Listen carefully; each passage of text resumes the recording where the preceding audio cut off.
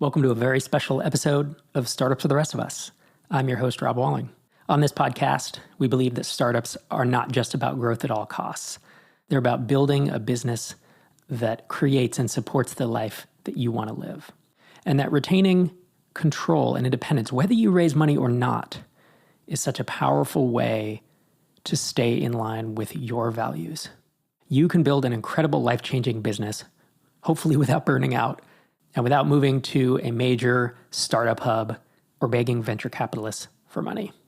Since this show started more than 15 years ago, it's been about helping founders like you build sustainable, profitable, and sane companies. And the mission of this show, plus my books, plus MicroConf, Tiny Seed, and everything else that I do, is to multiply the world's population of independent, self-sustaining startups. I mentioned at the top that this is a special episode, and I'm going to keep that as a spoiler. If you stick around to the end, I'll let you know why I feel that. In this episode, I'm going to dive into the 12 commandments of startups for the rest of us. Before I do that, I want to let you know that early bird tickets for MicroConf US 2026 are on sale. The event is in Portland, Oregon, April 12th through the 14th. Right now, ticket prices are as low as they ever will be, and we have sold out our last 3 or 4 events. Ticket prices will go up on October 22nd or when the first 100 tickets have sold. If you're planning to come, you should get your ticket. microconf.com/US. Use promo code ROB50 for $50 off.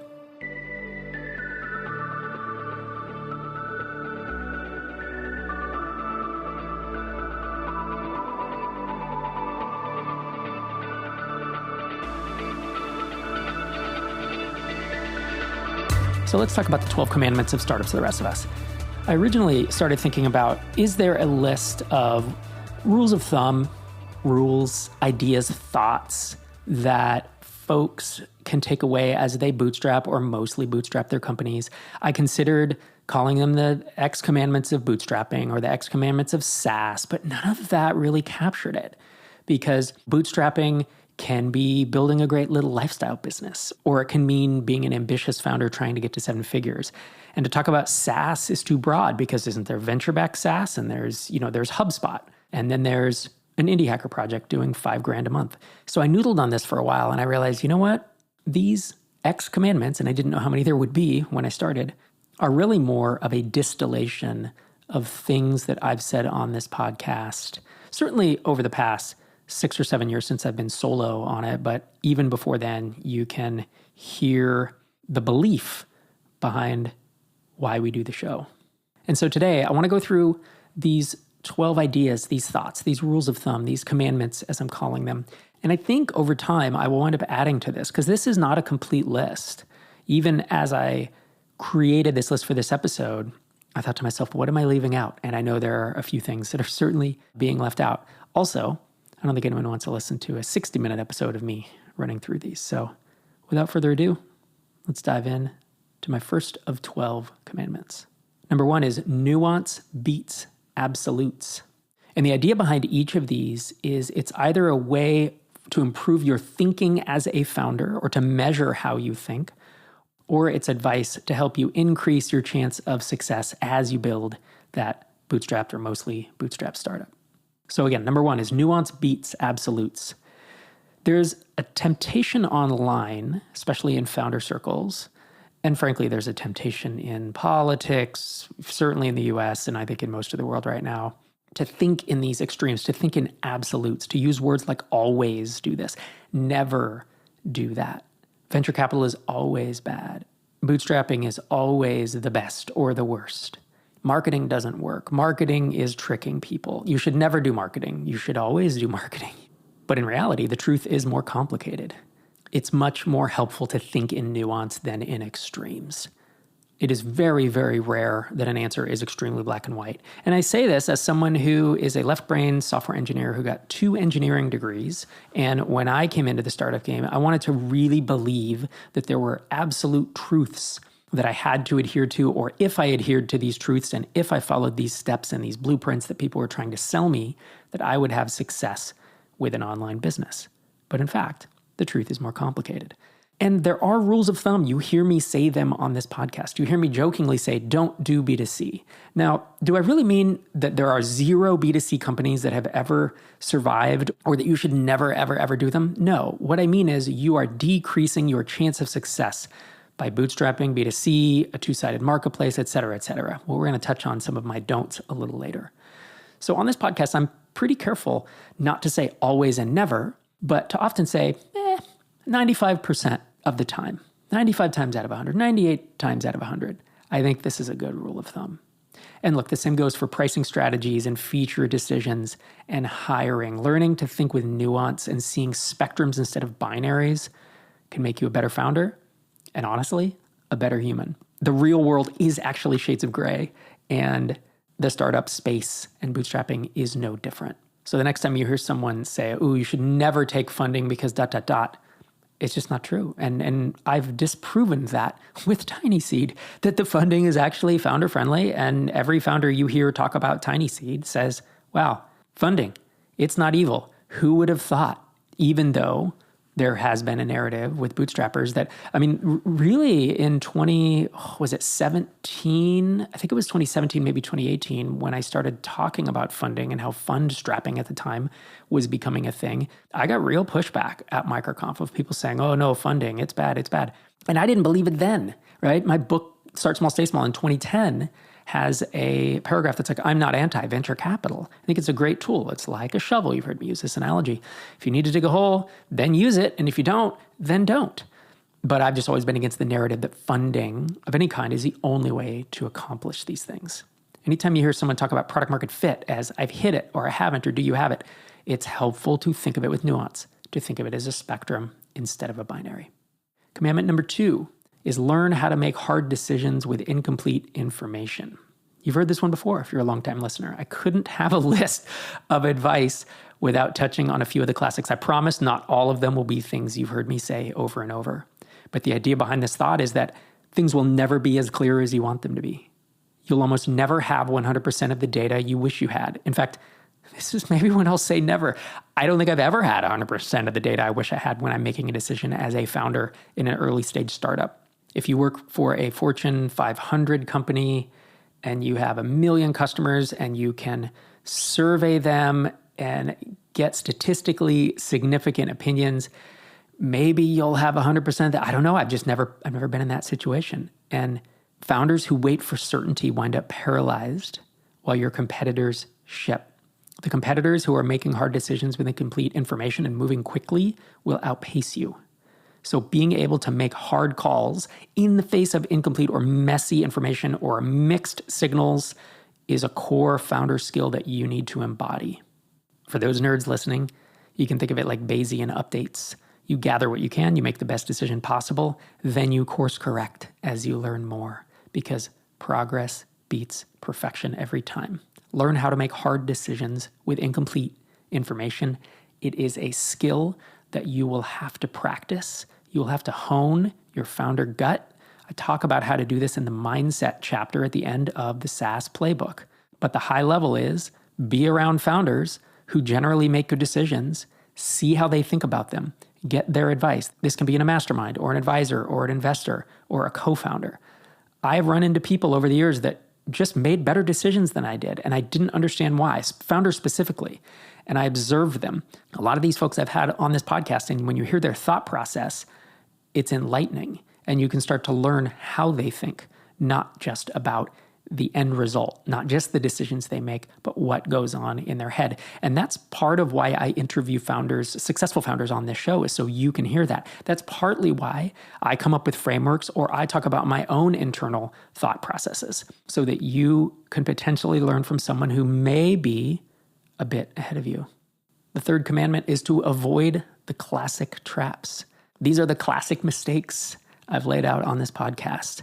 And I've put 8 of them under this one bullet point. I cheated just a little bit. But if you recall, I had an episode that was 7 things you should never do. It was spurred on by a question from Dan Andrews of the Tropical MBA podcast. And then a couple episodes later, I added an 8th. And when I say never, you know what I mean, right? You can break the rules, but it's learn the rules and get good enough at them that you learn when and how you should break them.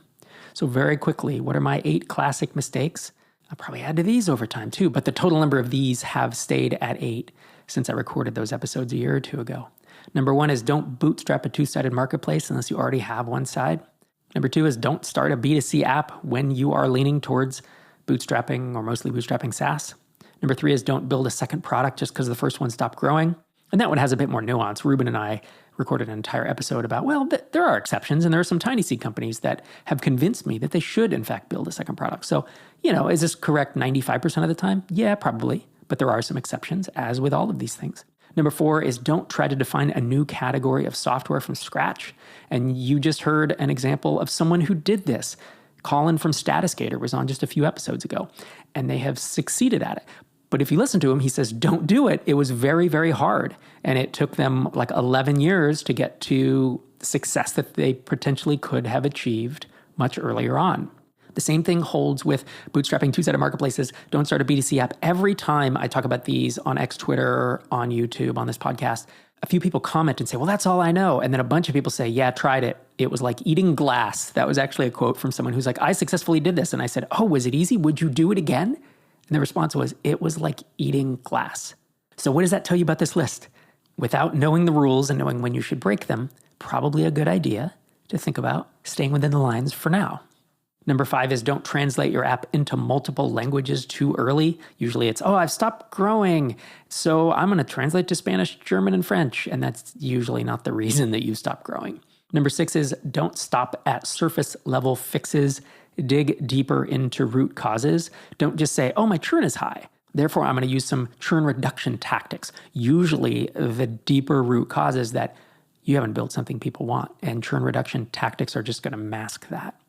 And again, I spent a full episode talking about these in episode 685. It came out Halloween of 2023, if you want to hear the full discussion.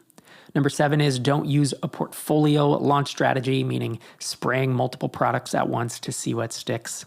Number 8 is don't take outside funding and then start a bunch of side projects. So this was one commandment with 8 traps. And my hope is that you're avoiding these and saving yourself months or years of wasted energy.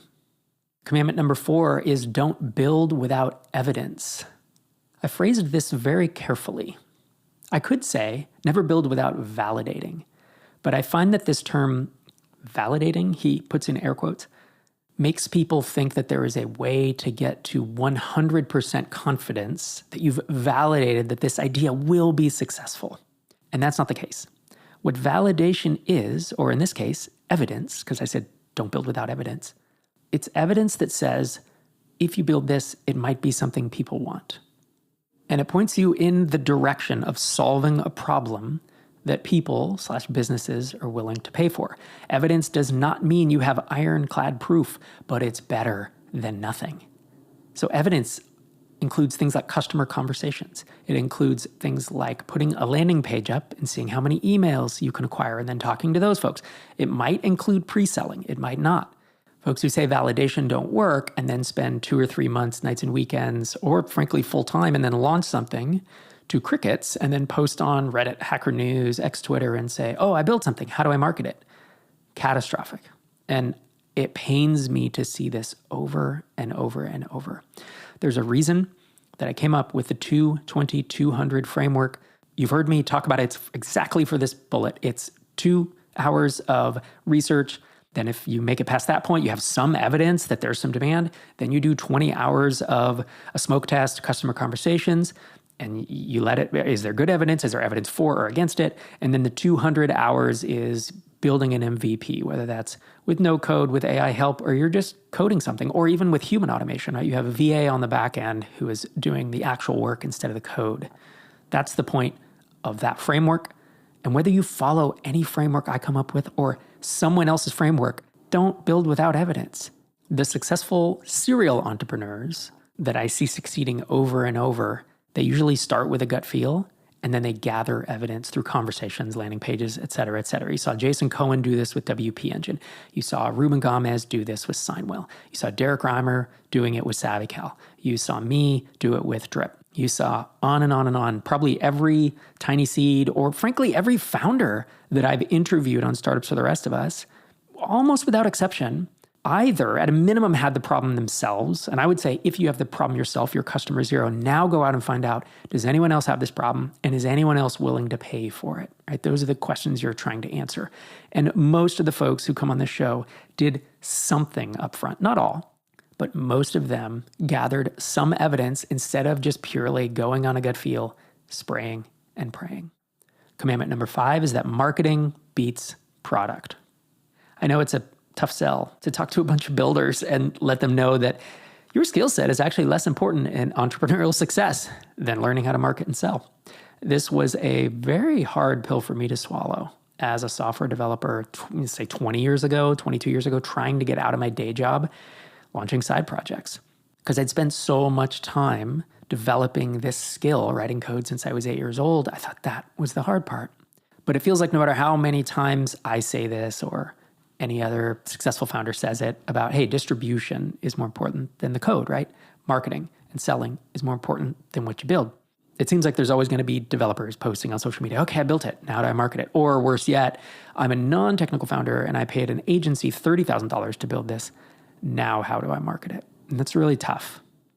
We've all seen really shitty products that are making millions, tens of millions, hundreds of millions of dollars. When people say, oh man, have you seen Salesforce? It's such a catastrophe. Man, HubSpot is so tough to use. It's so complicated.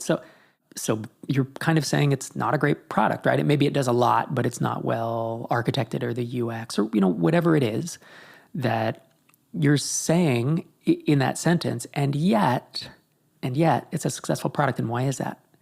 Because they marketed really well. They sold really well. One could also say they were early, depending on Salesforce or whatever. But even these days, new products that come out of the gate and succeed quickly usually have someone who really knows how to market and sell behind it. It is extremely, extremely rare and extremely, extremely lucky for someone to build a legit 7 or 8 figure business without marketing or sales acumen. Beyond that, there's this old quote, and I always misattribute it, but it's from an advertiser, one of the Mad Men advertising execs in the 50s and 60s. It might be Eugene Schwartz. It might be David Ogilvy. But the quote is, good marketing will make a bad product fail faster. And in terms of SaaS, obviously we see bad products that are actually poorly designed. But I mean more that a bad product is probably something that no one wants. Like you have a solution to a problem that no one really cares about. And even if you then have good marketing, it's still not going to save that. I saw that in the early days of Drip. We actually did have a good product. It was very well constructed and I had decent marketing acumen. But even those two things, if you don't find product market fit, that's what those words mean, right? Is that you have built something that businesses want and are willing to pay for. If you don't have it, then even being a good builder and a good marketer, you can then still fail. And so that's why SaaS is so tough, is that you need to learn to market and sell, and you should know how to build, or frankly, be able to, co-found or hire someone to do these things with. I won't go into how hard it is to hire folks to write good code and market, but it is definitely a balance and a challenge. Bottom line is, if you don't know how to market beyond social media, tweeting about your launch and putting it on Product Hunt, you're damn near doomed. You're going to wind up selling to people who want to follow your entrepreneurial journey. So it's like other aspiring entrepreneurs who tend to be super price sensitive, high churn, just want to check out new tools. Not an ideal customer base to build any type of sustainable business around. To summarize this one, there are just about 20 B2B SaaS marketing approaches. I've listed them in the SaaS playbook. Understanding which ones fit which business models, how to prioritize them, learning how to execute on one of them, 2 of them, 3 of them, and then building business that use those skills. It's an incredible advantage that will pay dividends for years, if not decades, on your founder journey. Marketing beats product. Learn how to do it. Commandment number 6 is to have fewer customers, better customers. There is a myth with venture capital, if you're listening to venture capitalists who want to scale to hundreds of millions or billions in revenue, but there's also a myth among it's the B2C founders who want to charge $5, $10, $20 a month. There's a myth that you need massive scale to succeed, but the math on SaaS doesn't really support that. You want to be thinking about building a product that is high priced enough. And this is if you're doing a step 3 business. The stair-step approach. Step 1 businesses that only need to scale to $2,000, $5,000, $10,000 a month Obviously, you can be lower priced, but if you really want to build a 7 or 8 figure SaaS company with net negative churn, you want to think about having higher pricing, and you want to think about having a few hundred high value, happy customers that you can build into a multi-million-dollar business. 10,000 customers sounds sexy, but it is a nightmare for support. It is a nightmare if you don't have the process or the resources to be ready for it. More customers means more support. It means more churn, and it usually means more stress. I want to be careful here, and I'm not saying you can only build a successful business by charging $100, $200, $300 a month and up. That's just not true, even with SaaS, even with bootstrapping. But the idea here is try to think about how to solve a pain point that will keep people sticking around, that can potentially lower your customer count rather than increase it, and then focus on those customers, your ideal customer profile. These are the right customers rather than just going for volume and getting caught up in that idea of how can I serve as many customers as possible. Of course, you always want to do that, but also how can I choose customers who are going to really need and really love this product and the problem it solves? Commandment number 7 is to respect the platform, but fear the platform. Platform risk is tough, and you shouldn't necessarily avoid it whole hog. There are, I think, 7 or 8 levels of platform risk that I defined on this very show, episode 735.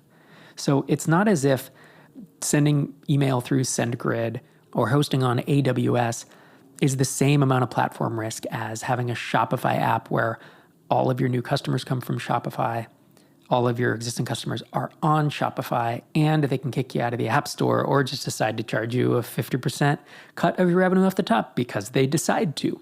Those are different levels of platform risk. So respect the platform, fear the platform involves educating yourself on which levels of platform risk you have. Do you have customer concentration risk? Do you have new incoming customer risks? Do you have the ability to be shut down? Is that your risk? What's the switching cost? Is there kind of an equivalent that you could switch to? These are all things that you want to understand about platform risk. And again, I don't say avoid platform risk. It's very, very difficult, if not almost impossible, to totally avoid platform risk. And again, you'll hear it in that episode 735 where I'm talking about hosting your own web server in your closet and your own email server and maintaining all that. Like that's the way to avoid platform risk. And even then, aren't you reliant on your home internet service? You kind of are. So the idea here is know what you're getting into. Much like someone who says, I will never raise funding, know what you're getting into.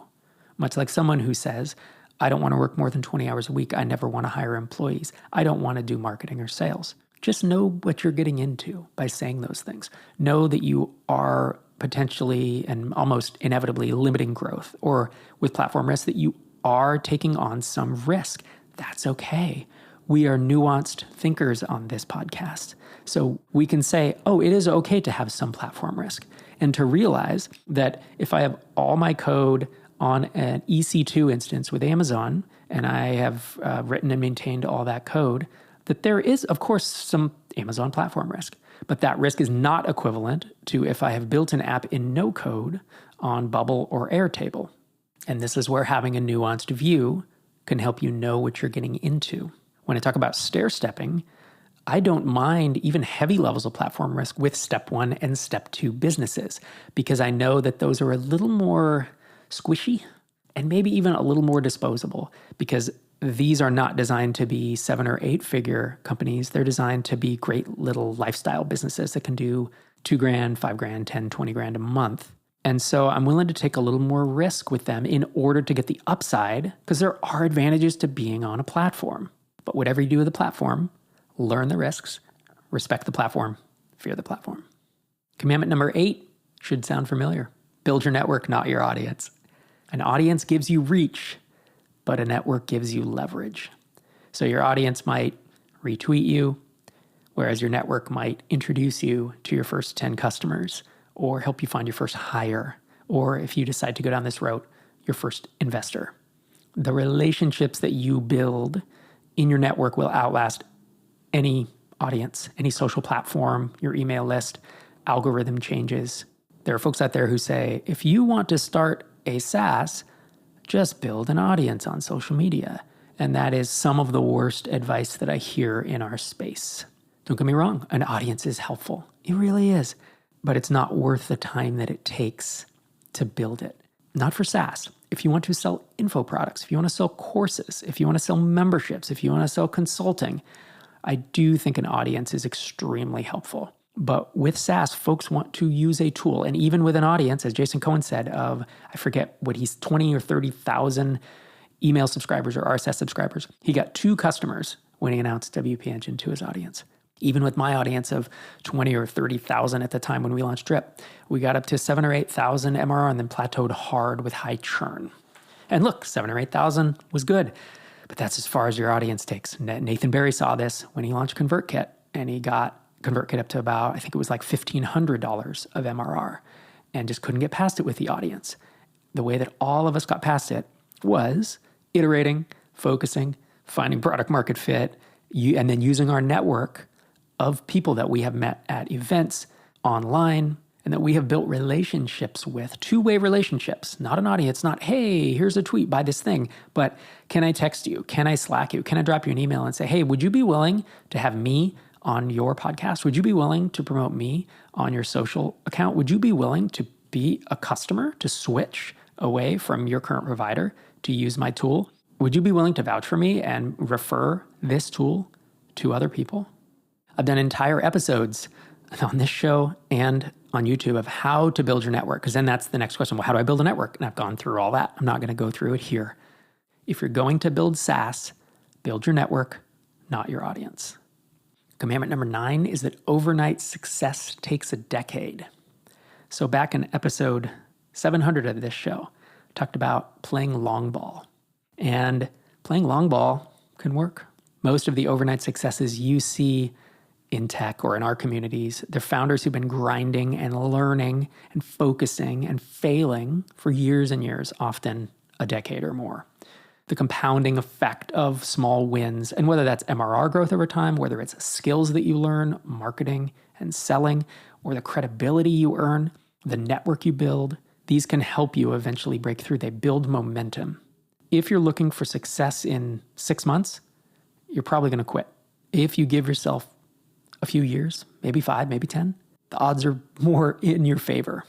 Folks have asked me, how long from the day you launched Drip did it take until you sold it?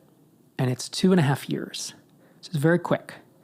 And people often say, wow, overnight success, right? Well, it was 3.5 from the time we started building it.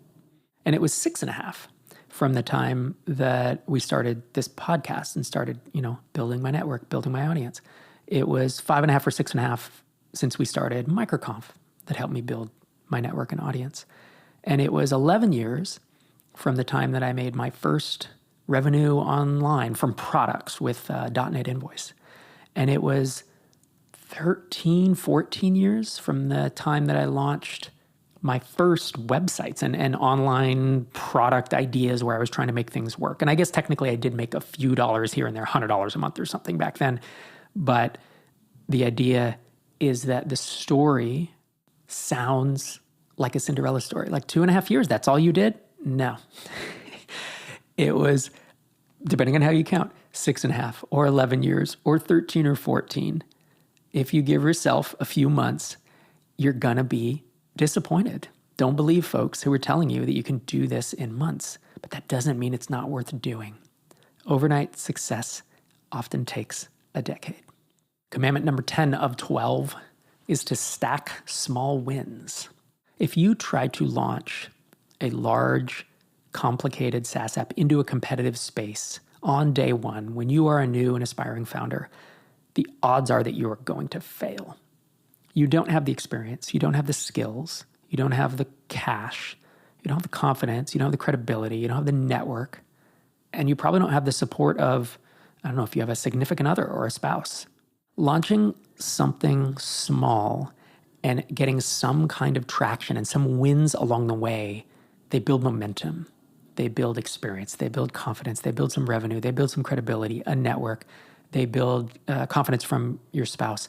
All of that carries into your next effort and your next effort. And you might recognize this entire premise of small wins as being the basis of the stair-step method of entrepreneurship. I'm not saying that the only way to become an entrepreneur is to stair step. And I'm not saying the stair step is the only or the best way to stack small wins. Stack small wins to me is this umbrella concept of make a bet, follow it through, try to get some experience and some revenue under your belt. Take that as far as it can go and then build on that, and maybe that means you acquire another small thing, or maybe that means you then start a bigger effort. The idea that building momentum is so important as an entrepreneur. And it's not just momentum. In the early days, it's all the things I've said: experience, confidence, revenue, credibility, network. And it's really hard to do that when you bite off something that takes you 12 months to build and launch, and you just run out of motivation. I've often said that funded startups fail when they run out of money, and bootstrap startups fail when the founder runs out of motivation. And motivation is so driven by momentum, and momentum is so driven by small wins along the way. And look, I can take this and apply it to building a step 3 business, building a full-blown SaaS application. Imagine you launch it and you get to V1, you get a small win, but then you need to learn, you need to iterate, you need to fight those headwinds, and you launch more features, and then you get to V2. That's a small win. You celebrate that. You've gained some experience, some skills, some confidence, hopefully some revenue. And then you keep doing and you iterate, and each step compounds into the next. Whether you're doing separate little apps like the stair-step method, whether you're doing a larger effort like a full-blown SaaS app. Commandment number 11 is one I've talked about on the show before. Be careful who you listen to. I went off on an entire episode rant here just 2-3 episodes ago, so I won't belabor this one. But the idea is that there are so many folks online who are good at building audiences and good at selling courses and good at selling a dream to folks who follow them, but they are really vague about how to do it, and they frankly are pretty vague about what they've actually accomplished. And these folks have strong opinions about what it takes to be successful, but have often never had a real success themselves. Or maybe they had one that was a small success, and they're like, "Hello, I'm an exited founder," when they sold something for a few $100,000. And it's just different. Or they've done it once and they got lucky and they really don't know how to do it again. So now they're selling courses because that's easier.